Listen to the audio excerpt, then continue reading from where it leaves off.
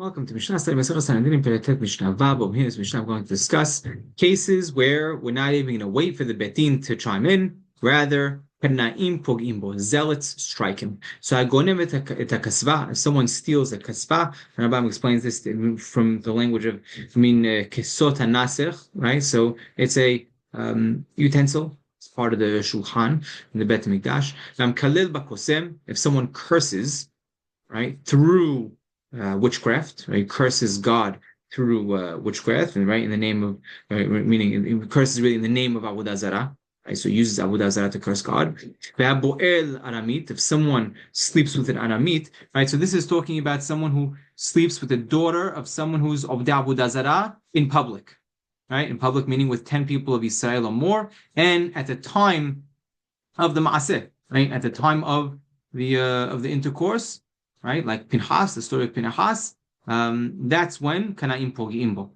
But after he finishes, or if it was in a private setting, or if the person is not a priest, Ovedet, she's not Ovedet Avodah Zarah, then it's asur to kill this person. Rather, in any case, this person is Hayav Karet, because Karet al Bat Oved Avodah Zarah, even though it's not mentioned in the Torah, right, that a person gets karet for this. We actually have this as a tradition from Sefer Malachi, right? Uba'al bat el nechar. And then it says, Yachret Adonai la'ish asher ya'asena bechule. Right, so we learn from there that someone who sleeps with a daughter of someone who's already Avodah Zarah, and they get karet. Right, it's interesting because it's not in the Torah, but it's a tradition. Right, Rambam brings it down over here. Similarly, someone who's sleeps with a goya is hayav malkut, right? Many malkuyot, right? But rather it's from midrabanan. Okay, right? So this is all these cases, kana'im pogimbo. Rambam also points out, if a person asks, okay, this zealot, he's there, he's not sure the halacha what to do, and he goes, should I do so? Should I kill this guy or not? Even if it's at the time of the maaseh, en morin lo, right? We don't tell him what to do. Now, if he falls on him and kills him, he's not going to be punished. Also, if the bo'el, right, if the person who's violating the law, sleeping with this the Aramit, he gets up and he kills the zealot in order to save his life, he's not going to be hayav mitah for that. Right? Because he's rodef harav the horgo. Someone else is chasing him in order to kill him. And the Torah allows someone to protect his own life by killing the person who's trying to chase him. Okay. Now the Mishnah continues. Kohen sheshimesh betumah, Kohen who served in the Beit HaMikdash betumah while he was tameh.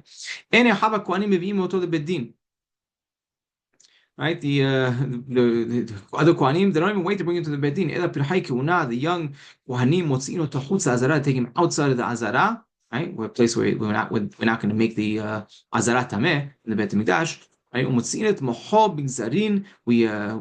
we pierce his brain with splinters. Right, they kill him. Right, they don't even bring him to the Beit Din.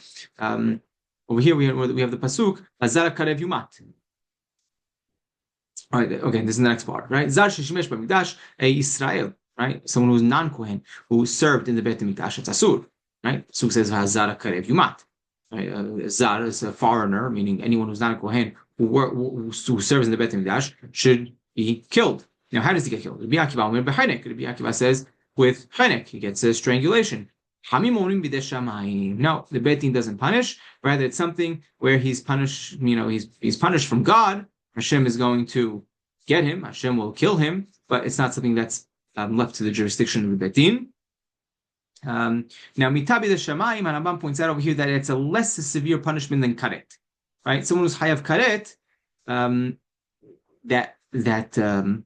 that stain, right, that punishment lives with him even after death, as we'll see in the next perek. Someone who's hayav mitah, at the time of his death, he gets kapara, mitkaperlo. Now, people who are hayavim mitah, someone who's hayav mitah, right?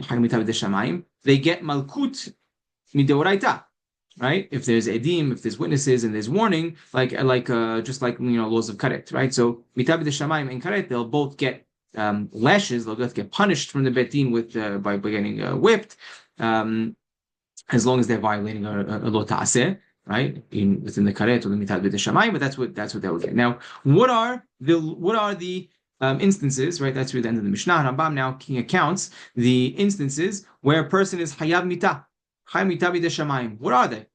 So someone who eats tevel, okay, he's going to list them and then he's going to explain where we got them from. So someone who eats tevel, right? Tevel is something where the terumah wasn't taken out of it yet. Kohen tameh shachal terumah torah. Kohen was tameh, who ate pure terumah.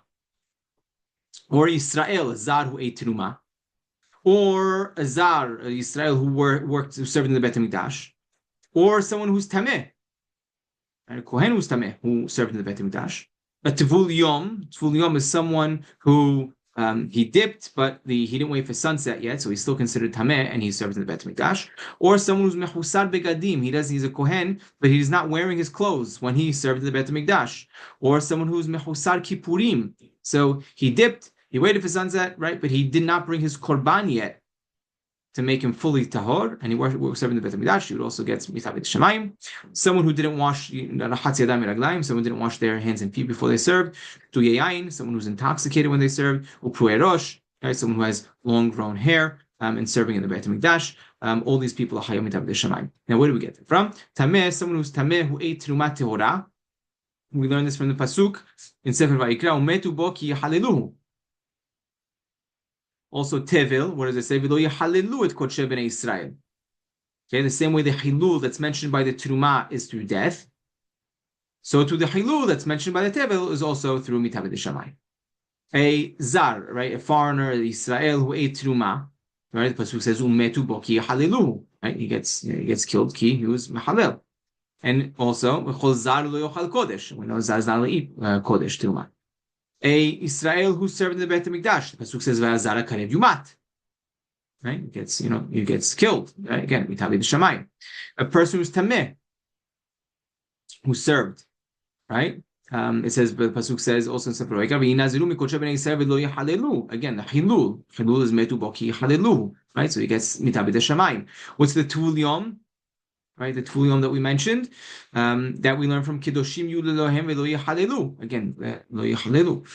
Someone who's mechusar begadim, the kohen who's missing, right, who served without his clothing on. Right, there was pasuk say in Sefer Shemot, V'chagaratam otam avnet Aaron banav, and then it said we learn from here that when they're wearing the begadim, right, that's when their kehuna is on them. But if they're not wearing the begadim, they're almost considered like a zar.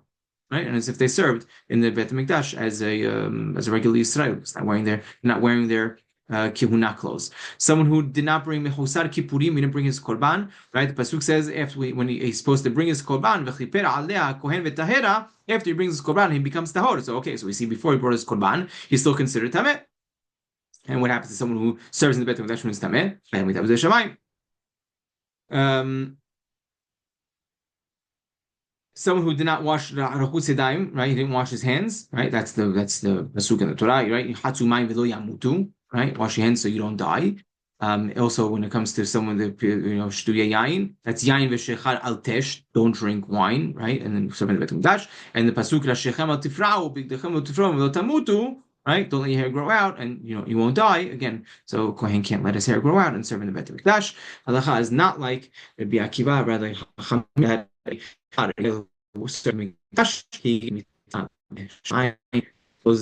9th perek. We'll move on to the next perek of Kol Yisrael Shalom Chalek in our next session.